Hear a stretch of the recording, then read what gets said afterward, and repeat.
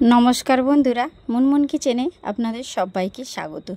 प्रतिदिनेर मतो देखुन आज के आबार एसेछि एकटा नतून रेसिपि निये। आमि मुनमुन नित्य नतून रेसिपि निये आपनादेर काछे हाजिर। आज के एकटा बरबटी दुर्दान्त स्वादेर रेसिपि शेयार करछि। बरबटी तो आपनारा अनेक रकम भावे रान्ना करेछेन, अनेक रकम भावे खेयेछेन। तो आज के आमि बरबटिर एकटा असाधारण रेसिपि शेयार करब, जार एकटा मात्र पद दिये सब भात किन्तु शेष हये जाबे। एक थाला भात किन्तु निमेषे उड़े जाबे एई बरबटी रेसिपि दिये। रेसिपि जोदि भालो लागे अवश्यई बंधुदेर मध्ये शेयार करे देबेन और चैनेले नतून होले चैनलटा सबस्क्राइब करे आमार पाशे थाकबेन। आपनादेर काछे एकटाई रिक्वेस्ट करब, भिडियोटार कोनो अंश आपनारा स्किप करबेन ना। स्किप करले आपनारा किछु जिनिस बाद पड़े जाबे, तखन आपनारा रेसिपिटा बुझते पारबेन ना जे आमि किभाबे करलाम। एखाने देखुन किछु परिमाण बरबटी और किछुटा परिमाण आलू नियेछि और बरबटी और आलूगुलोके सेम भावे देखुन केटे परिष्कार करे धुए नियेछि। एकेबारे लम्बा लम्बा करे आलू और बरबटीटाके केटे नियेछि। एबार मूल रेसिपिते जाबो तार आगे एइटा बानानोर जोन्नो आमी कि मशला रेडी करी देखे नेन। एखाने निये नियेछि बेश किछुटा परिमाण पोस्त और निये नियेछि झालेर जोन्नो दुटो काँचा लंका। तो झालेर परिमाणटा आपनारा बाड़िये बा कमिये निते पारेन। प्रथमे देखुन पोस्तटाके और काँचा लंकाटाके शुधुमात्र पेस्ट करे नियेछि शुकनो अवस्थाते। प्रथमे किन्तु जल दिइनि, जल दिले पोस्तटा भालोभाबे बाटा जाय ना। और तारपरे दिए दिलाम सामान्य अल्प परिमाण एकटु जल और जलटा दिए मिक्सिर ढाकनाटा लागिए सुंदर एकटा पेस्ट आमि बानिये नियेछि। एते देखबेन पोस्तटा एकेबारे मिहि होबे ना, पोस्तटा किरकम पर्याये बेटे निते होबे देखुन एकटु दाना दाना थाकबे सेइभाবেই पोस्तटा एकटु बेटे नेबेन, ताहले खेते खूब भालो लागबे। एखन देखुन ग्यासेर उपर आमि एकटा कड़ाई बसिए दिए और तार मध्य दिए दिएछि बेश किछुटा परिमाणे सर्षेर तेल। रेसिपिटा आपनारा सम्पूर्ण सर्षेर तेले बानानोर चेष्टा करबेन, ताहले खेते खूब भालो लागबे। और तेलटा गरम हये गेले ओई तेलेर मध्य दिए दिচ্ছি कालो जिरे, छोटो चामचेर एक चामच दिए दिएछि कालो जिरे। कालो जिरेटा एकटु भाजा हये गेले एकटा बड़ो साइजेर पेঁয়াজ निয়েছি और पेঁয়াজটাকে एकेबारे झिरिझिरि करे कुचो करे दिएछि। सेई पेঁয়াজটাও किन्तु तेलेर मध्य दिए दिएछि और कालो जिरे और पेঁয়াজটাকে खूब भालो करे एकटु लालचे करे भेजे निते होबे बंधुरा। पेঁয়াজ और कालो जिरेटा भाजा हওয়া पर्यन्त आमि अपेक्षा करछि और एर मध्य पेঁয়াজটা যাতে खूब भालोभाবে मजे যায় तार जोन्नो दिए देব स्वाद मतो लवण। लवणटा आमि प्रथमेই दिए दिচ্ছি, ताहले रेसिपि बानानोर समय किन्तु और मध्यखाने लवण যদি লাগে অবশ্যই দেব। তো তার মধ্যেও দেখুন তেলের মধ্যে দিয়ে দিয়েছি সামান্য এক চিমটে পরিমাণ হলুদের গুঁড়ো। শুধু কালারটা সুন্দর আসার জন্যই আমি কিন্তু হলুদের গুঁড়োটা তেলের মধ্যে দিয়েছি আর লবণটা দিয়ে দিয়েছি আর পেঁয়াজটা যাতে খুব তাড়াতাড়ি মজে যায়। আর এখানে দেখুন লবণটা দিয়ে পেঁয়াজটাকে আবার একটু ভালো করে লালচে করে ভেজে নিচ্ছি। আর এই পর্যায়ে দেখুন পেঁয়াজটা কিন্তু সুন্দরভাবে আমার ভাজা হয়ে গিয়েছে।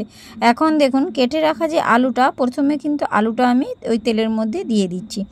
আলুটাকে দিয়ে ভালো করে আলুটাকে লালচে করে ভেজে নিতে হবে।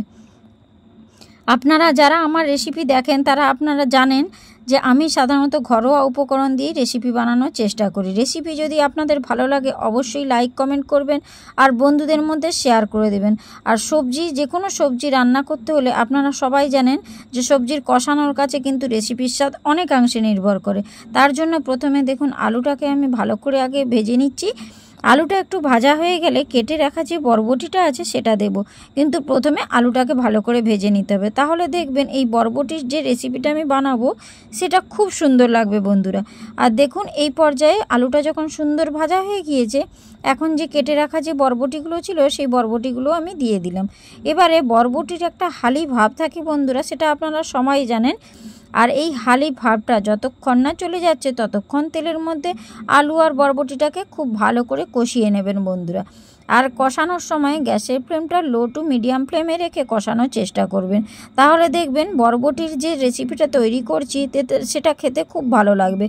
আর এভাবে একটু ঢাকনা দিয়ে দিয়ে বন্ধুরা বরবটি আলুটাকে একটু কষাবেন তেলের মধ্যে, তাহলে কিছুটা পরিমাণ সেদ্ধ কিন্তু এখানেই হয়ে যাবে।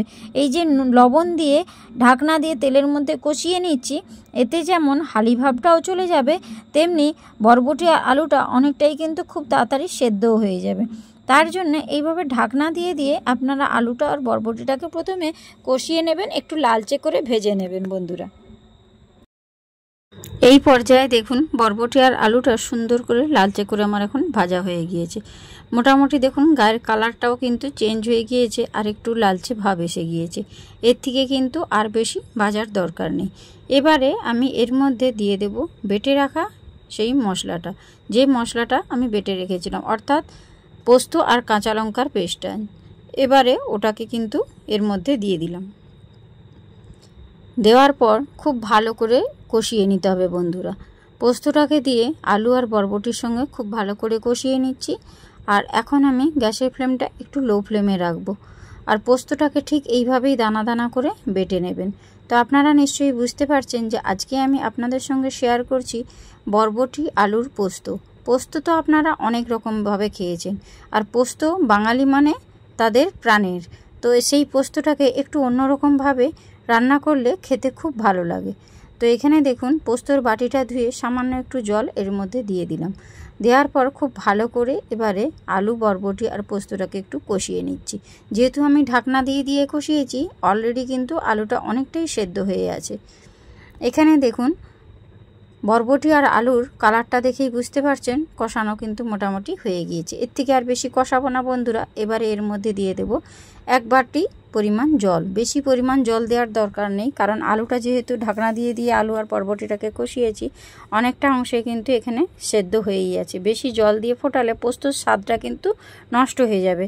তার জন্য 1 বাটি জল দিয়ে ঘোটানাটা করে একটু মিশিয়ে নিলাম। আর এটাকে এবারে ঢাকনা দিয়ে দেব। ঢাকনা দিয়ে 5 থেকে 6 মিনিট মতো একটু কুক করে নিচ্ছি। 5 থেকে 6 মিনিট পর ফিরে আসছি বন্ধুরা। দেখুন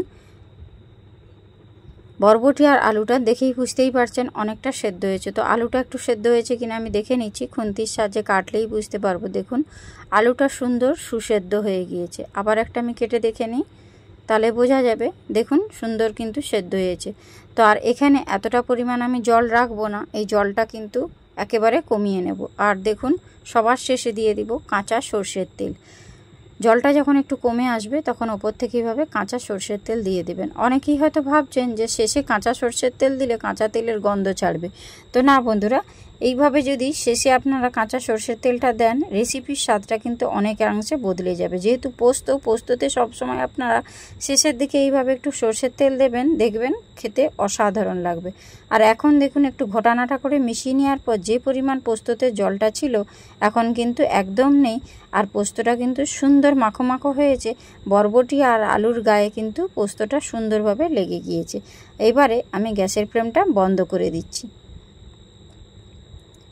এখন দেখুন গ্যাসের ফ্লেমটা টোটালি বন্ধ করে দিয়েছি। বরবটি আলুর পোস্ত সম্পূর্ণ রেডি। এবার এটাকে দেখুন একটা পাত্রের মধ্যে সার্ভ করেছি। দেখতে কতটা সুন্দর হয়েছে, খেতেও কিন্তু ততটাই লোভনীয় হয়েছে। তো কার কার আমার রেসিপি ভালো লাগলো অবশ্যই লাইক কমেন্ট করবেন। আর আমার চ্যানেলে নতুন হলে চ্যানেলটা সাবস্ক্রাইব করে আমার পাশে থাকবেন। আর বেল আইকনটা প্রেস করে দেবেন যাতে নিত্য নতুন ভিডিও আপলোড করলে সবার আগে আপনাদের কাছে পৌঁছে যায়। তো টাটা, বাই বাই।